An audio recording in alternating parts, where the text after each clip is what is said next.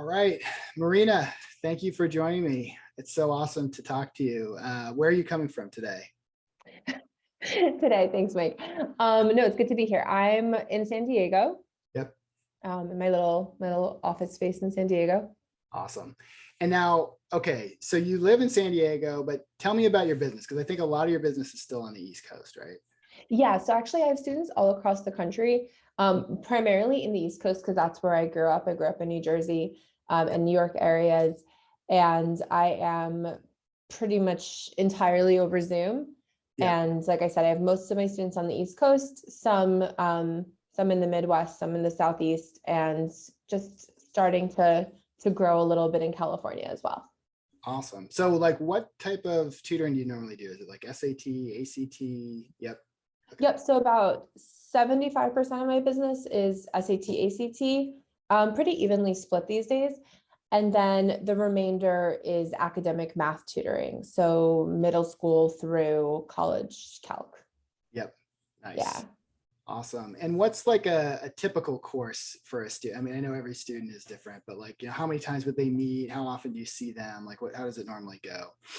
So my test prep students, typically I meet them once a week. We do 90-minute sessions, and then they have about 3 to 5 hours of homework. I'm always laughing because I know that I assign a lot of homework. Yeah. That's the reputation. So they have to complete it prior to our next meeting. And we typically would meet 8 to 12 times, depending on how much lead time we have before the test, what their particular goals are, whether we're planning on, just really aiming for one test or whether it's going to be more of a marathon approach.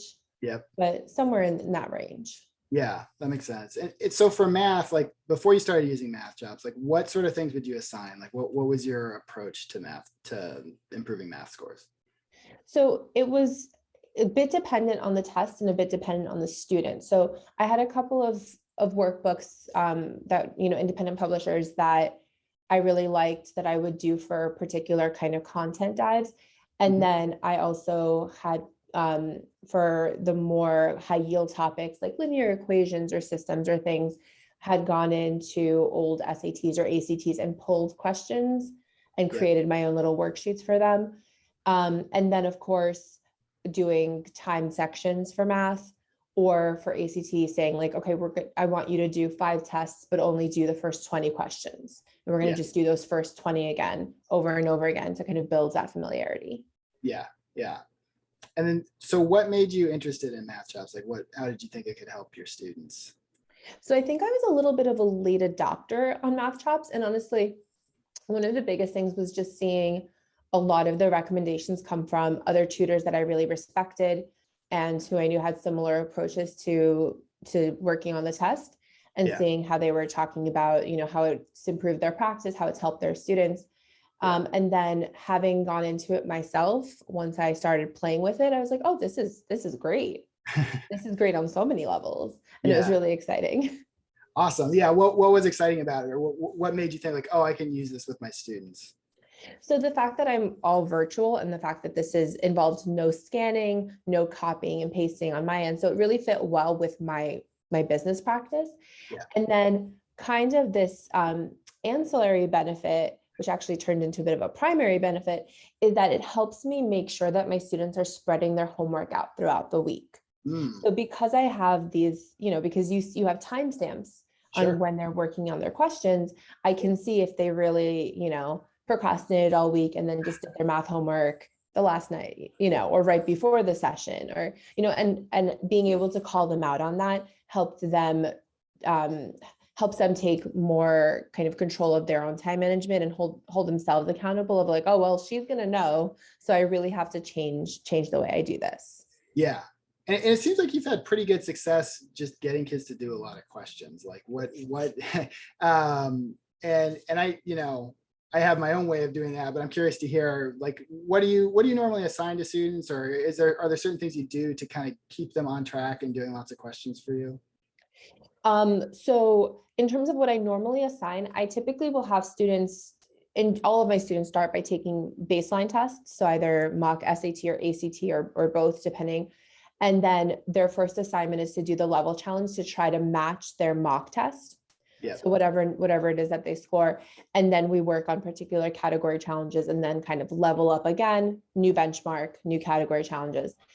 In terms of just getting them to try to just do the volume, is I'll try to actually assign, like in addition to completing, like let's say I want them to work on getting 4 category badges, I will also assign like a question number benchmark. I'll show them the stats page. I'll show them, here's how you see how many questions you've done this week. I want you to hit 100. I want you to hit 200. I want you to hit whatever it is. Yeah.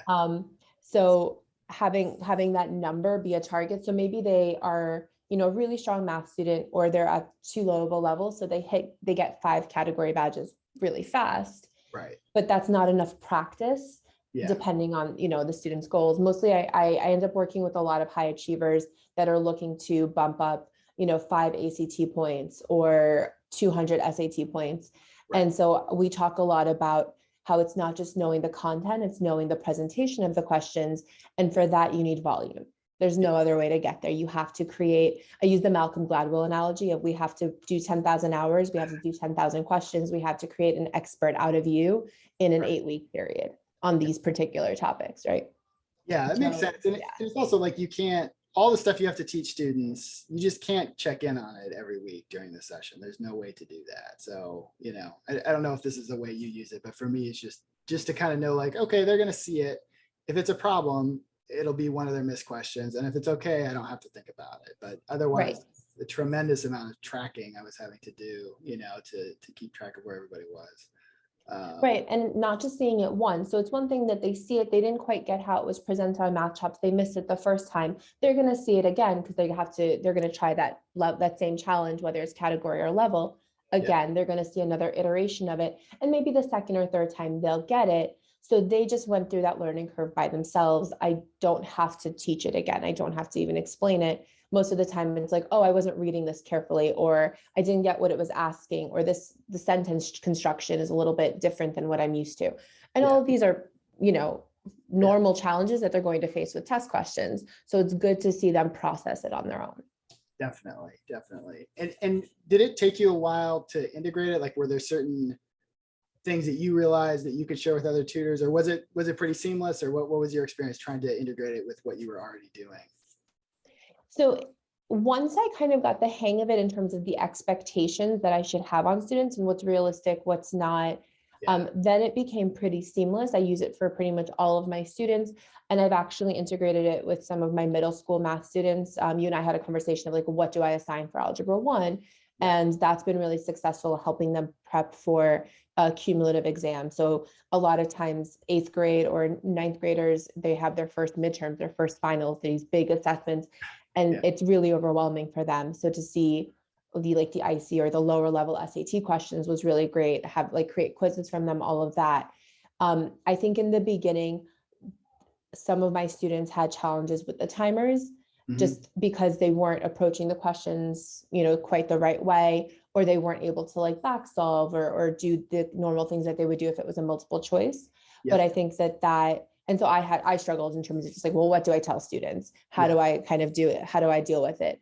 But now that I'm kind of my own reaction to that is adjusted, it's been a lot more seamless. That makes a lot of sense. Yeah, I think just in the long run, it makes students a lot more confident too. When they're like, I don't need that safety net of back solving or answer choices. I see the skill, I have the tools to, get that right. And I don't know, it puts them in a more aggressive, I guess offensive mindset, when they're taking tests. This is awesome. So one follow-up to what you said, you're saying using it with schools. I had kind of an interesting use case of that too recently, where a student was placing into high school, and the mom wanted to make sure, he was doing his algebra. And I was like, oh, we could just use the early SAT material. It's basically all the same as what he's going to see. And so that's another use for it too, I think. This has been awesome. So is there any advice you have for new tutors who are, just getting started, that, things you think they should do to get the most out of it? I think that definitely trying it yourself and playing the different games. Now that we have the dashboard where we can change the test, also kind of playing on both tests, making different quizzes, kind of seeing what the range of questions are is really, really helpful. And then just the way that I like to do things is I kind of guinea pigged it with one or two students rather than rolling it out all out at once. It was a lot less overwhelming. Yeah.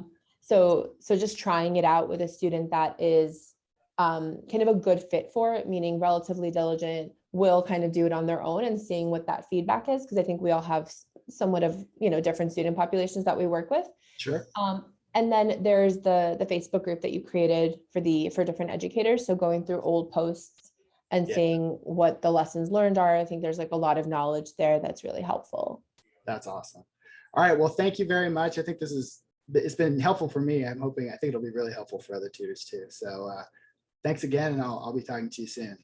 Thank you. Thanks for the opportunity.